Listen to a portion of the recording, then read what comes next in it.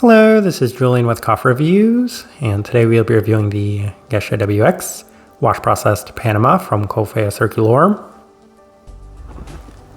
And there's the bag right there.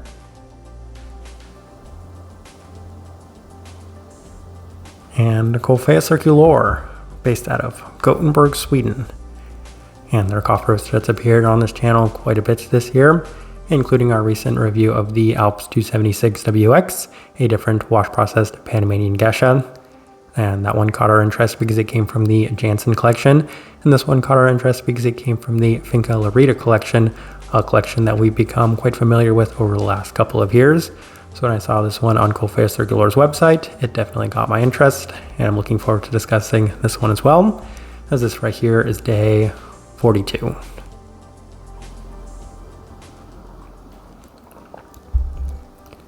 And recipe we went with for this coffee was our standard recipe at a 16:1 water to coffee ratio, brewed at 96 degrees Celsius, about 205 degrees Fahrenheit. And I like this one best through the V60, which indicates a more medium fine grind roast profile for this coffee. So as we've mentioned in some of our recent Coffea Circulor reviews, these coffees haven't been quite as light as some of the ones we've had from them in the past, and this one is no exception to that rule either, as this one felt a slight bit more developed than some of the coffees we have had from them. Even then, it definitely still skews on the lighter side of things, so this one is still on the lighter side by most standards and metrics. With all that out of the way, let's go ahead and start discussing this coffee. Day 15, first impression, and we did opt for the V60, and the cup felt extremely fresh fruit forward, as there was an abundance of stone fruits that were present in a deep and pronounced manner, as there was also plenty of sweeter citric components, while the entire cup offered a pretty high level of clarity. So as a result, it was a pretty nice first impression of this one. We continue on to day 18 as we opted for the Chemex, and this one was a little different as it offered a little bit more of a floral forward cup in terms of the honeysuckle-like aspect. In addition to that, there was some really nice definition to the citric components, as there was plenty of the listed orange with some very nice clarity and sweetness yet again. So this one was another good day of this coffee. We continue on to day 21 as we opted for the April brewer, and this one again for the third time now was slightly different, as it's offering a little bit more of the listed honey aspects, with the stone fruits being more pronounced at the forefront right off brew. In addition to that, there was a slightly darker candied aspect in terms of the brown candy sense that was present, with the rest of the cup skewing a little bit more in a darker fruit and floral sense. So this one was still a very nice day, but once again we have that slightly darker theme to it, skewing in that sense. Day 24 through the V60 with Coffea Circulor's recipe, and there's much more of the fresh fruits present in the cup yet again, as the listed purple plum remains one of the more pronounced characteristics to it. So as I mentioned in the past, when Coffea Circulor does have any of their plum notes listed on their coffees, it does catch my interest. That traces all the way back to the Ruby Batian, which was one of the very most stone fruit forward coffees we've reviewed on this channel. The entire cup continues to offer that darker theme again, with more of the darker honey. We continue on to day 27 as we opted for the Chemex with Coffea Circulor's recipe, and this one was not quite as well defined as some of the earlier days that we had had, as it's offering a little bit more of the darker florals and fruits yet again with a little less clarity. The entire cup felt perhaps a little bit too intense, as it's lost some of the softer, delicate components from some of the earlier days. Slightly fermenty citrus as well, the least impressive day up to this point. We continue on to day 30 as we opted for the V60, and this was the best day of the coffee by far, as it continues to offer plenty of the stone fruits right off brew, especially in terms of the darker stone fruit sense, as the listed purple plum made a lot of sense in this one, as it felt very fresh and very pronounced within this coffee. Clarity and florality also significantly improved from the previous day, with the sweeter citrus also present within the cup and a slight bit of that cereal grain-like aspect. Vintage Panamanian Geisha in that regard, so this one was significantly better.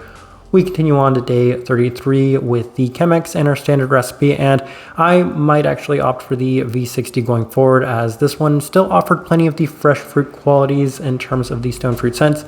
Honeysuckle was present yet again, though there was still that slighter darkness to the cup, with the complementary caramelized aspect again. So day 36, final try through the V60 with our standard recipe, and there was terrific definition to the cup, as it still offers that lingering darkness that impacts the cup ever so slightly, but the very fresh fruit forward components of this one still seem to take a hold, especially right at the forefront.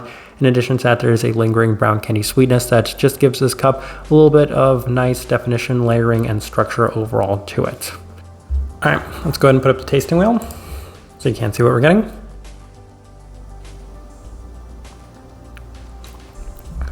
And one level 5, so let's go through that one real quick, and that is the cleanliness level 5. So in our previous Panama Geisha review, that one was stuck at the level 4, but this one right here definitely earned itself that level 5 mark, as I felt like there was better definition and clarity to this cup throughout, as you could definitely feel a lot of the listed aspects within this one in a very pronounced and defined manner. So for that reason, this one is much more justified at that level 5 mark. Let's continue on to the finish, level 4. The finish is kind of interesting as it skewed a little bit more in terms of the both citric as well as brown candy finish components to it. And that's a little different for Panamanian geishas in general. It's not something that I necessarily experience. Of course, the brown candy aspect I'm referencing more so than the citric aspect.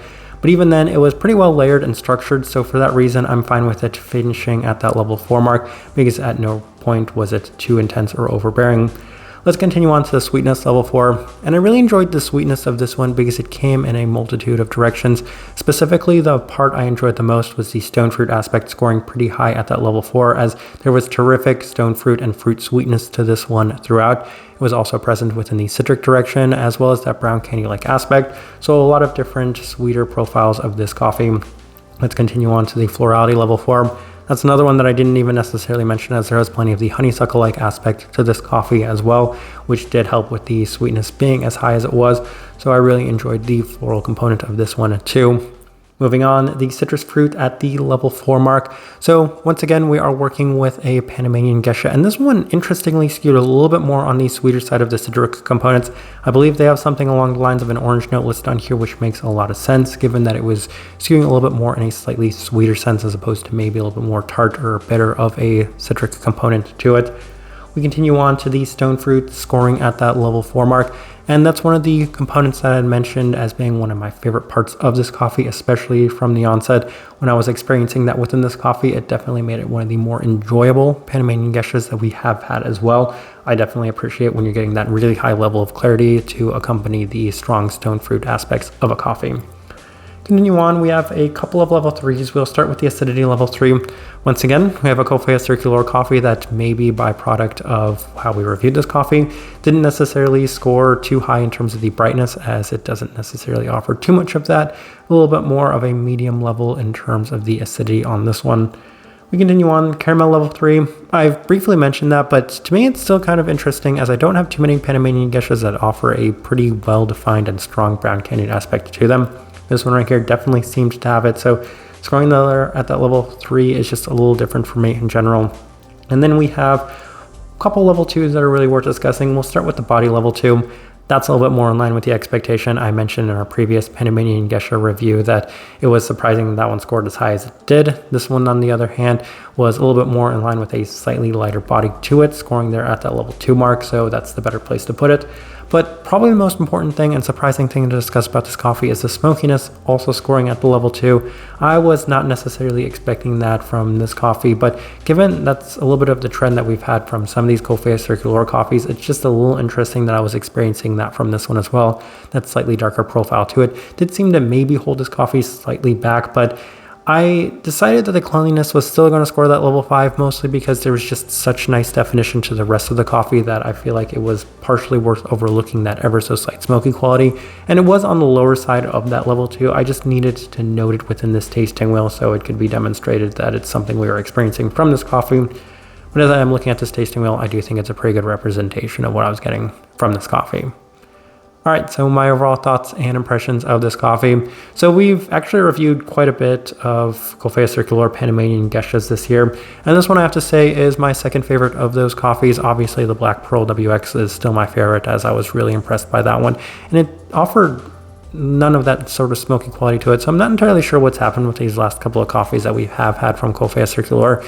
But this one, if you take that outside of it, then this would be one of the more enjoyable coffees I have had this year. I feel like it was held back ever so slightly by that interesting sort of darker profile that was present within it. That's not me saying that the cup was like more developed than anything else. It just seemed to have the darker theme to it in terms of some of the fruit components to it, the berry scents, and in addition to that, that ever so slight, we'll say darker honey, darker caramel, and even slight smoky quality that all seems to maybe hold this coffee back from what I'm looking for specifically for a Panamanian Geisha. It still offered tremendous clarity, sweetness, florality, and a fruit profile to it, so that's why I still really enjoyed this coffee as much as I did. I just wonder how this coffee could have been slightly different if it would have been able to compete with the Black Pearl for one of my favorite coffees that we've had this entire year. But after that, I'm just kind of left wondering what could have been with this coffee. It was still very nice, maybe not to the level and expectations that I'd had for it going into it. The type of person I would suggest this coffee to. Again, I really enjoyed this coffee. I feel like maybe I'm talking down to how much I actually did enjoy it. But if you're like myself and you look for those and prioritize those 4 things, clarity, sweetness, florality, as well as fruit profiles to it, then this one offered all of those things in notable abundance, especially the clarity. Definitely still scoring that in level 5. Higher level of sweetness, higher level of that honeysuckle light florality. And then specifically, a lot of these stone fruit aspects were present within this one throughout. So definitely a bunch of positives to take away from this coffee. And if you're looking for those 4 things, then I think this one would be a pretty good fit. And it's also the best way I can leave this review. If you by chance had an opportunity to try this coffee, I'd love to know your thoughts and impressions of it as well. If you're enjoying the content, give this video a like, subscribe if you're not already subscribed. This right here has been a review of the Geisha WX, wash processed Panama from Coffea Circulor. Thank you for watching.